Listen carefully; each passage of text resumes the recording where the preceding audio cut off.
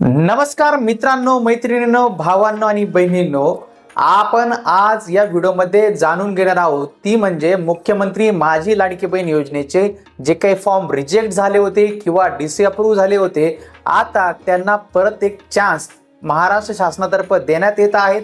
ते त्यांचे फॉर्म जे आहे ते एडिट करू शकणार आहे। एडिटचा ऑप्शन हा ॲपमध्ये आलेला आहे। फॉर्म कशा पद्धतीने एडिट करायचा, आता फॉर्ममध्ये कोणती चूक करायची नाही, कशा प्रकारे काळजीपूर्वक फॉर्म भरायचा, याच विषयाची सविस्तर माहिती जाणून घेण्याचा प्रयत्न आज आपण या व्हिडिओमध्ये करणार आहोत। आपण माहिती असायलाच हवी या यूट्यूब चॅनलवर पहिल्यांदा आला असाल तर हा यूट्यूब चॅनल नक्की सबस्क्राईब करा, त्यासोबत शेजारी बेल आयकॉन दाबायलाही विसरू नका। तर चला मित्रांनो, सुरू करूया आजचा हा व्हिडिओ।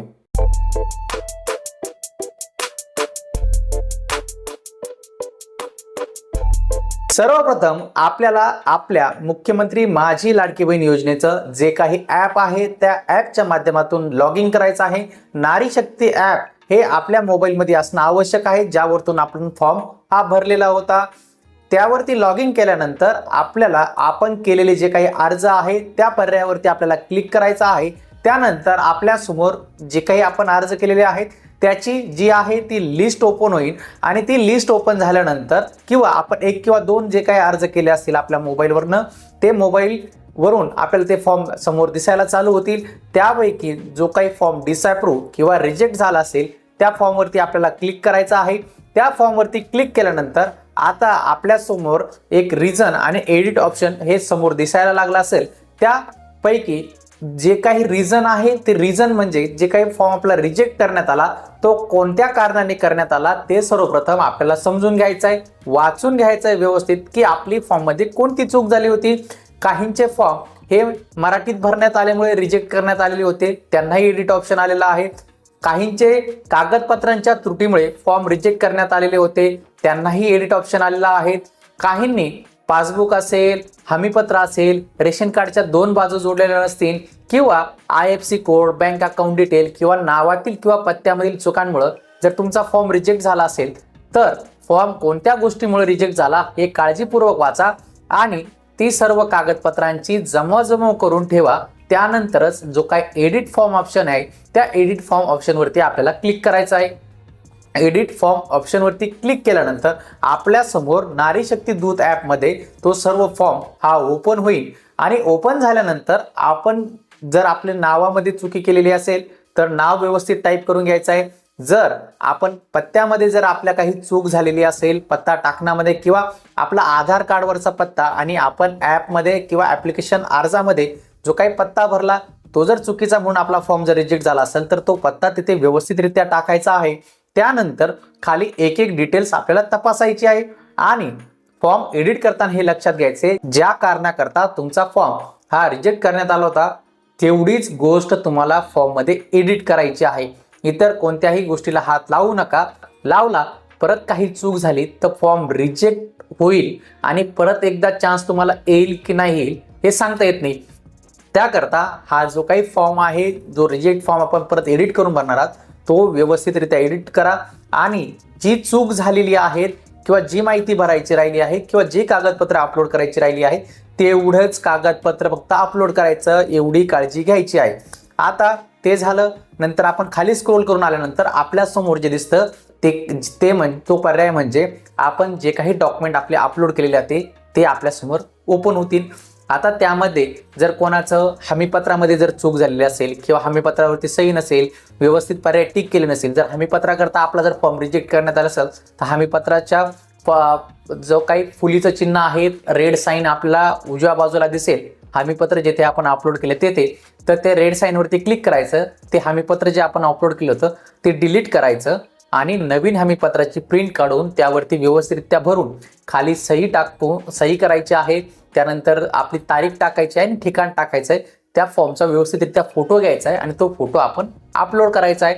अपलोड झाल्यानंतर व्यवस्थित तो ते दिसतोय का, डिस्प्ले होतोय की हे बघायचं आहे। आणि हे झालं हमीपत्राच्या बाबतीत। आता रेशन कार्ड जर असेल, रेशन कार्डच्या जर दोन बाजू तुम्ही अपलोड केलेल्या नसतील किंवा रेशन कार्ड तुमचं व्यवस्थित दिसत असेल तर रेशन कार्डची पहिल्या पानाचं जेथे तुमच्या कुटुंबातील कुटुंब प्रमुखाचं नाव आहे आणि बाकी युनिट संख्या वगैरे लिहिलेले ते पान आणि शेवटचं पान ज्यावरती तुमच्या घरच्यांची कुटुंबातील सगळ्यांची नाव लिहिली, त्या दोन्हींचे फोटो एकत्र करायचे आणि ते फोटो एकत्र करून तुम्हाला ॲपवरती अपलोड करायचे आहे. हे झालं रेशन कार्डच्या बाबतीत. त्यानंतर बँक पासबुकचा जो काही फोटो होता तो आपल्याला अपलोड करायचा आहे. जर बँक पासबुकच्या डिटेल आपल्याला चुकलेल्या असतील तर तो फॉर्म एडिट करताना बँक अकाउंटचे डिटेल जर चुकले असतील तर त्या व्यवस्थितरित्या एडिट करून घ्या. नावं जे कसं पासबुकवरती आहेत, ज्या पद्धतीने आधार कार्डवरती आहे तसेच नावं तुम्हाला अर्ज करताना टाकायचे आहे. फॉर्म परत एडिट करतायत त्यामुळे काळजीपूर्वक करा. शेवटचाच पर्याय तुमच्याकडे उपलब्ध आहे फॉर्म एडिट करण्याचा. यानंतर परत फॉर्म रिजेक्ट झाला तर पर्याय मिळतो की नाही मिळतो हे सांगणं अवघड आहे. आणि आता लास्ट डेट पण फॉर्मची 31 ऑगस्ट जवळ येत आहे, त्यामुळे त्या भानगडीत पडूच नका. आजच फॉर्म व्यवस्थितरित्या एडिट करा. आपण रेशन कार्डच्या बाबतीत पाहिलं, बँक पासबुकच्या बाबतीत पाहिलं, जे आहे हमीपत्राच्या बाबतीत पाहिलं. आता नंतर जे काही आधार कार्ड आहे, आधार कार्डचा सुद्धा फोटो हा पहिल्या फ्रंट पेजचा आणि बॅक साईडचा पत्त्याचा दोन्ही फोटो एकत्र करून आपल्याला ॲपवरती अपलोड करायचे. आता ही सर्व कागदपत्रे असतील, माहिती असेल, ही व्यवस्थितरित्या आपण अपलोड केल्यानंतर आपल्याला सर्वात शेवटी एक टिक चौकोनी बॉक्स दिसेल. त्या चौकोनी बॉक्सवरती जो हमीपत्राचा बॉक्स आहे सर्व समजले म्हणून त्याच्यावरती क्लिक करायचं. त्यानंतर आपल्यासमोर हमीपत्र परत एकदा ओपन होतं. ज्या काही हमीपत्रात गोष्टी दिलेल्या आहेत त्याच गोष्टी इथे डिजिटल स्वरूपात आपल्याला दिसत्या. आणि सर्वात खाली स्वीकारा या पर्यायावरती आपल्याला क्लिक करायचं आहे.